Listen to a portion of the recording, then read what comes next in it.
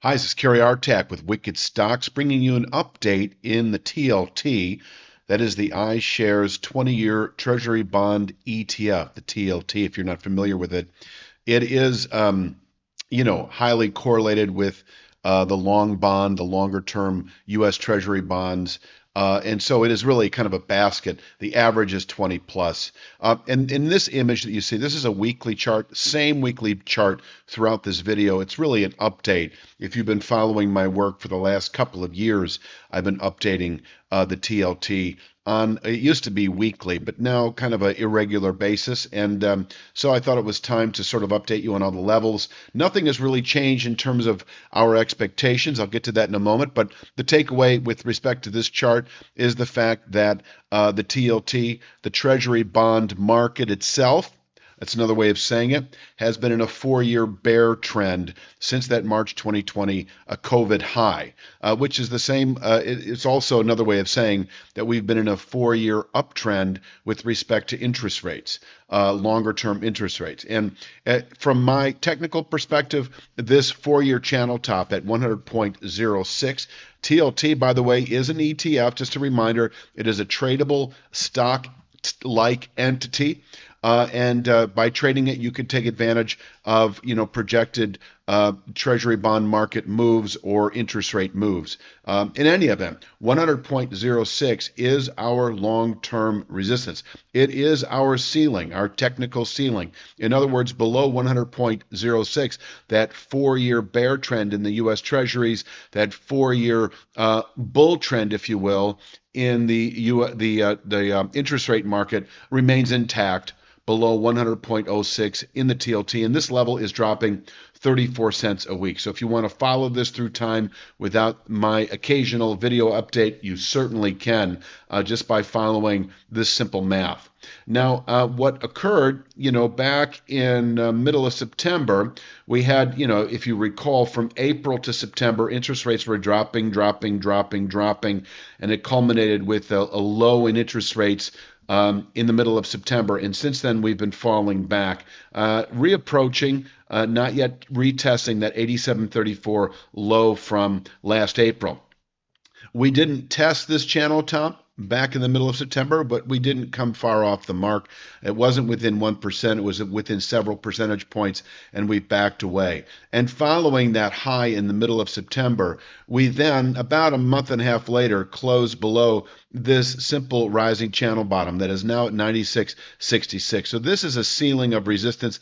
I don't expect to see that this week. It doesn't even look to me like we're going to see it over the next few weeks. But if we do, just know that this former channel bottom is sellable resistance. And as we move into later January, about a month, over the next 4 to 6 weeks, it converges as well with this long-term resistance at 100.06. So this is your ceiling of resistance, this range to sell into if given the opportunity. So any rallies can be sold in this narrowing 96.66 to 100.06 region. And in fact, following the settlement in October, below this channel bottom that's now at 96.66, we have been anticipating.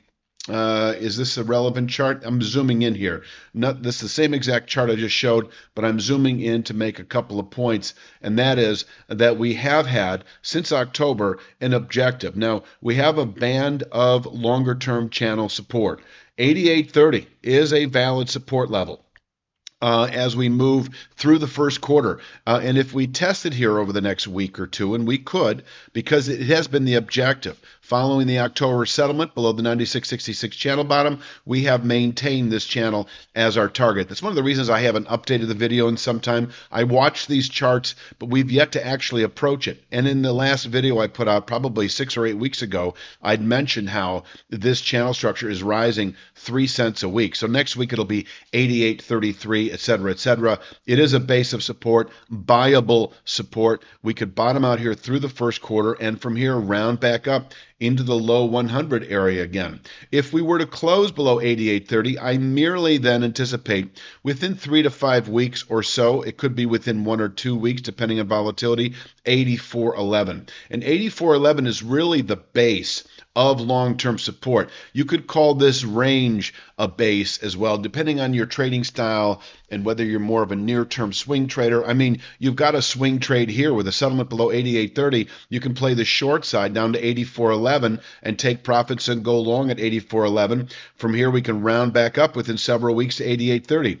We could get trapped in this band of channel support for weeks. And then if we then turn back up and close back above this channel support after testing the bottom one, we probably have a good long-term low. And that's kind of the way the big picture looks right now. This is my continued opinion. This is what I was saying in the last video, that we could, through the first quarter, and even, we've got this descending channel top, and when do they converge? That's almost a year from now. So we could spend months here, well into the first quarter, through the second quarter even, which is right about here, before this market may tip its hand in one direction or another. The likely outcome is that we would settle below 84.11 before we would settle above 100.06. And I'm only saying that because of the significance of the 4-year channel top at 100.06.